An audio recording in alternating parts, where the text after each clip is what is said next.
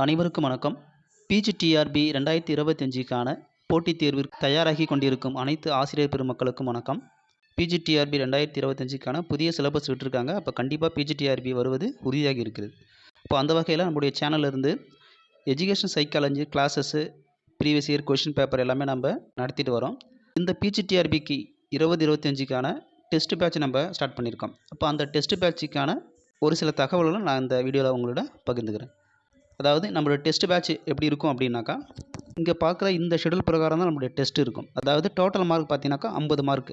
இதை எப்படியெல்லாம் நாங்கள் நடத்துகிறோம்னு பார்த்தீங்கன்னாக்கா, எஜுகேஷன் சைக்காலஜிலேருந்து யூனிட் வைஸாக வைக்கிறோம். ஒவ்வொரு யூனிட்லேருந்தும் 3 பார்ட்டாக பிரித்து டெஸ்ட்டு. எஜுகேஷன் சைக்காலஜியில் டாபிக் கொடுத்துருவோம், அதுலேருந்து 30 மார்க்கும். அடுத்தது தமிழ் எலிஜிபிள் டெஸ்ட்டு, அதையும் சேர்த்து தான் டெஸ்ட்டு நம்ம கனெக்ட் பண்ணுறோம். தமிழ் எலிஜிபிள் டெஸ்ட்டில் அதுவும் 10th புக்கை கவர் பண்ணுறோம். 10th + 9th book.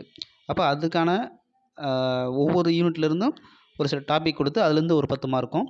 அதே போல் முக்கியமானது நம்முடைய டெஸ்ட் பேட்ச்லேயே ரொம்ப முக்கியமானது என்னென்னாக்கா, previous year question paper with detail ஆன்சரில் அதுலேருந்து நம்ம கொஷின் கேட்குறோம். எத்தனை கொஷினா 10.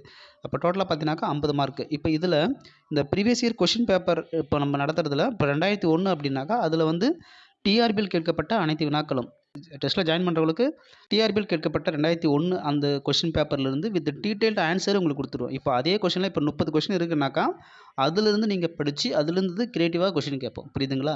அப்போ இதே போல் 2001லேருந்து 2022 லாஸ்ட்டில் நடந்த 2022 கொஷின் பேப்பர் வரைக்கும் டோட்டலாக பார்த்தீங்கன்னாக்கா கிட்டத்தட்ட ஒரு 1000 கொஷின் கிட்ட இருக்கும்.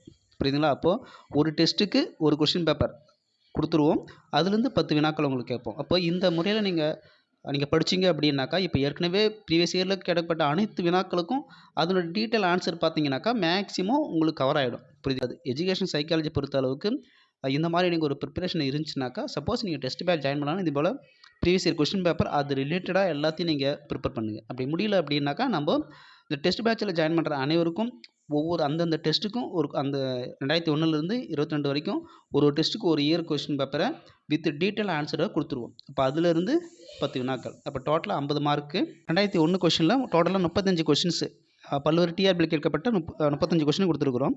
இப்போ ஒரு கொஷினை பாருங்கள். ஒரு குழந்தையின் முன்னேற்றத்திற்கான காரணிகள் அப்படின்னாக்கா, மரபுநிலை மற்றும் சூழ்நிலை மற்றும் மரபுநிலை மற்றும் சூழ்நிலை சில வெளிப்படை காரணிகள். இதில் ஆன்சர் வந்து சி, மரபுநிலை மற்றும் சூழ்நிலை.